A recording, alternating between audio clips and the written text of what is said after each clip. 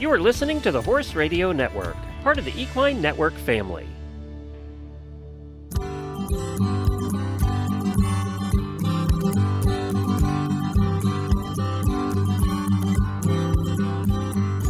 Welcome to this episode of the Business of Practice podcast, where we focus on the business side of equine veterinary medicine. In this episode, Amy Grice, VMD MBA, is going to share takeaways from the AAEP Convention Keynote speaker. Dr. Grice was an equine practitioner for more than 20 years before starting veterinary business consulting. She advises veterinarians and practice owners on a wide variety of projects and challenges, and she's the current AAEP treasurer.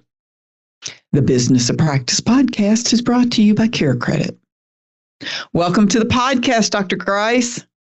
Thank you. It's so good to be back.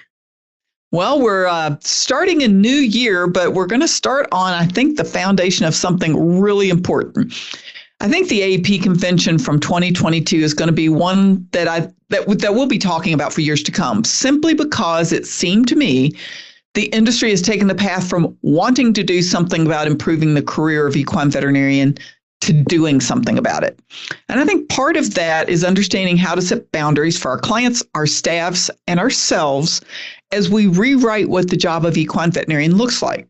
So first, what was your impression of the overall AAEP convention? You know, I think that the business coverage in the AAEP convention, which was really the only part that I ended up attending, and I was speaking all over the place too, but I thought that the mix of subjects was so incredibly good. There was something for everyone, whether it was accounts receivable information, but there was a heavy sort of emphasis on sort of softer skills like forming boundaries, being mindful, supporting others. I thought it was just fabulous, the mix, and that was supported by the number of people that were in the room. I was really, really pleased.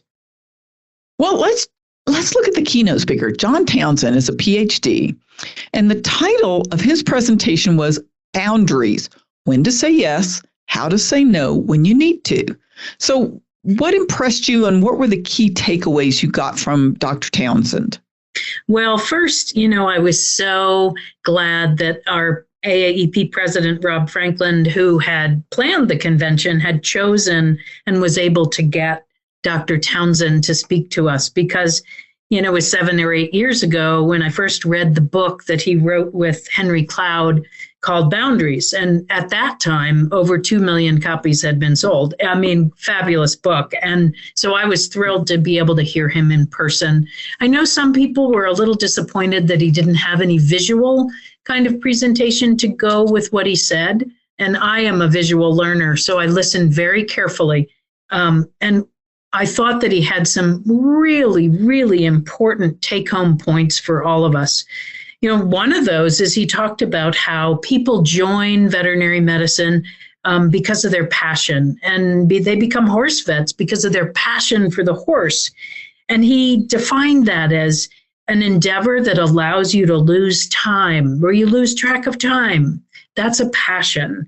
And he told us how boundaries were incredibly important to keep people able to keep giving, because when you give from an empty cup, you lose your passion. So that was one of the first things that he said that really, really resonated with me. And he said, so many of us feel like self-care or the things we need to do to maintain passion are selfish. And he said they are absolutely not selfish because they maintain our passion, which is what keeps us in this career. He just, those things that he said just really made me pay attention to what he was going to say next. And, boundaries, you got to learn to say no when you need to say no. And it's hard for everyone. That was one of the things he said. You're not alone in feeling like it's hard because people have the worry about financial challenges, educational debt. What if this client leaves me because I have boundaries? But he says, when you look at your responsibilities divided by your resources. He had this burnout equation. So your responsibilities divided by your resources. And what he meant by resources was your energy, your time, supportive people around you, your kindness, your money, maybe. The resources we have available are sometimes exceeded by our responsibilities. In fact, often, most people, if you do that division, you come up with less than one. Your resources are not the same as your responsibilities. So all of us are working at a deficit pretty much all the time. But if that deficit is too much, he says, that's when you get burnout. And, you know, your boundaries can really help you from burning out. So, you know, it's hard too with clients sometimes who seem to feel, I certainly met some in my career, who feel entitled. And somehow that their needs are more important than the veterinarian's needs or anyone else that you're serving, other clients, right? And so, unfortunately, many veterinarians are kind of people-pleasing people that worry about conflict. Their decisions are kind of sometimes based on fear. I'll lose the client. Or, gosh, catastrophic thinking, like that your mind just fills with all the worst things. Like if I don't do what they want, you know, they're not going to use me anymore and they're going to tell all their friends and then I'm not going to have any clients and then I'm not going to have any money and I'll be homeless. And, you know, it just down the rabbit hole we go, right? So he talked about some cool tools to think about to try and, you know, get yourself thinking about your priorities and what was needed in your boundaries. And the first thing he talked about was like having a task priority page. And I love this idea. I actually changed one of my presentations later about time management to add his ideas because I thought it was really, really useful. And so there were 4 categories. The first was must do and time fixed. So this would be, his example was a daughter's ballet recital. You know, it's at a time, you got to show up at that time or you don't get to do it at all. So that's a first task kind of priority. The next would be a task that is must do, but time flexible. And that could be something, his example was having dinner with the family a certain number of times a month. So, you know, time flexible, meaning it doesn't have to be every Sunday, but that you could just have that priority of how many times a month you are committing to be with your family at dinner time. Or working out or exercise was another example he had. The third category was important, but not a must do. So that would be, his examples were things like traveling, collaboration, upgrading your tech in your office. When I was doing my presentation, I added cleaning the house with a question mark. Because, you know, it is important, but it's not a must do. And the fourth category he called would be nice. This is also a place to put in cleaning the house. And he had examples of like a spa day or going for a massage or having a Netflix binge, all of which are things that, you know, gosh, that would be really nice, but not that important really, and certainly not a must do. And so I love those 4 categories. Those are great. Yeah.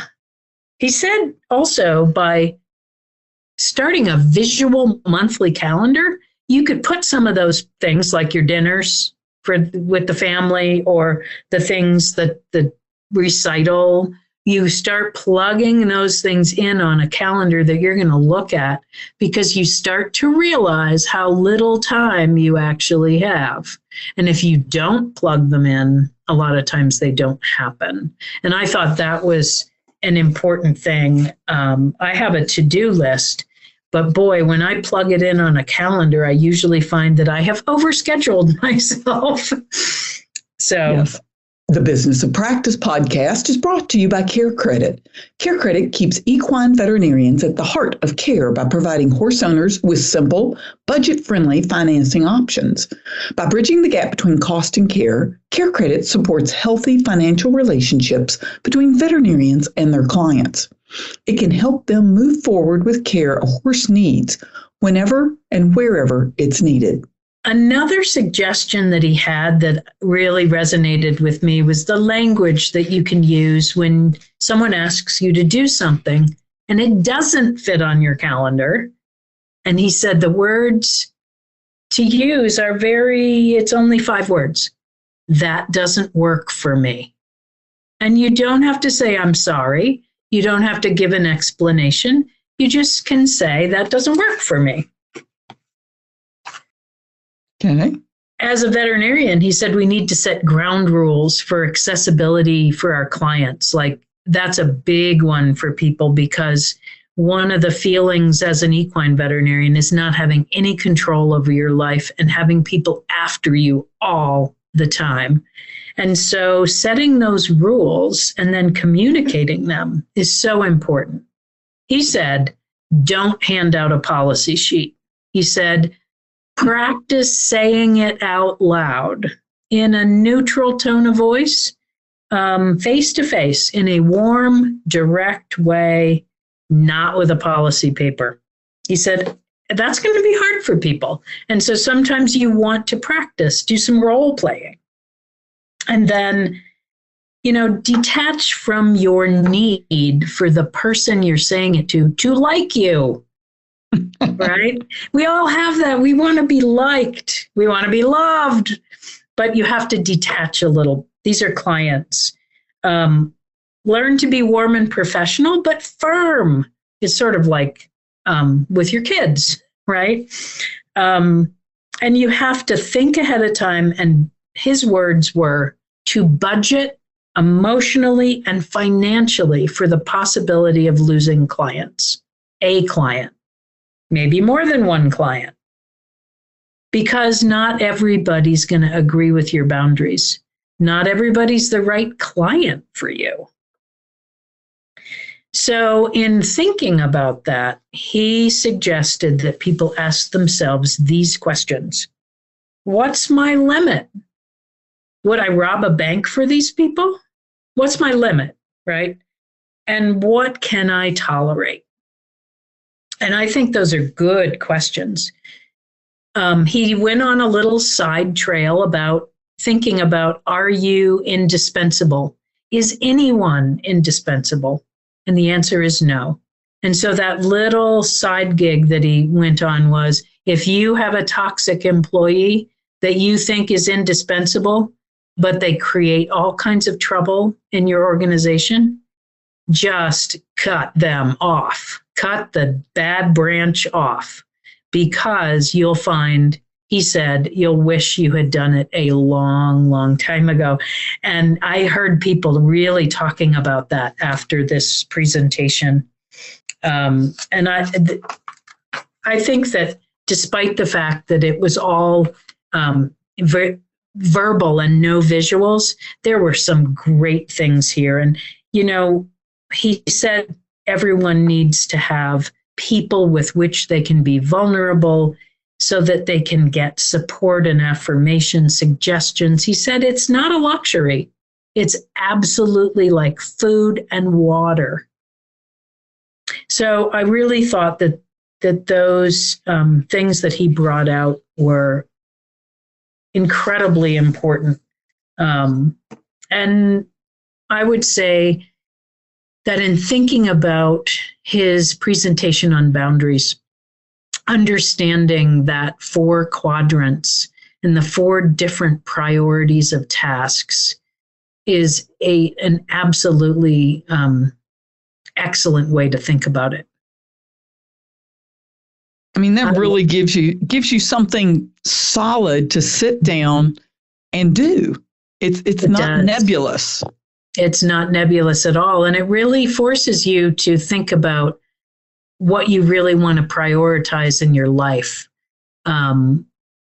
which is important for all of us because the days and the weeks and the months fly by. And often we say, I want to do blah, blah, blah. And then it's the end of the year and you're starting another year again and you never did that thing that you wanted to do.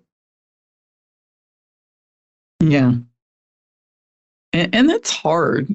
So do you have other comments? I mean, I think you and I have talked about this quite a bit offline, but it just seemed like the industry suddenly has just awakened to the fact that if we don't recreate the equine veterinarian's life, then the equine veterinarian as a job is not going to exist.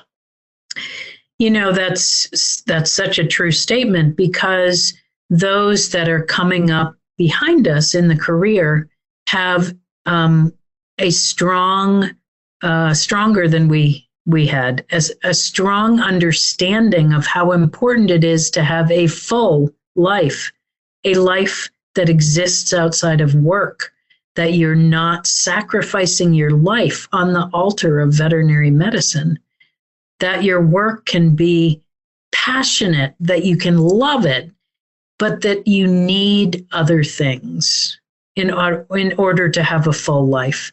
And that, because of the way equine veterinary medicine has developed over the years as a lifestyle, as a 7-day a week available all the time to, its number one priority, that doesn't appeal to younger generations who have kind of their mindset in a more healthy place.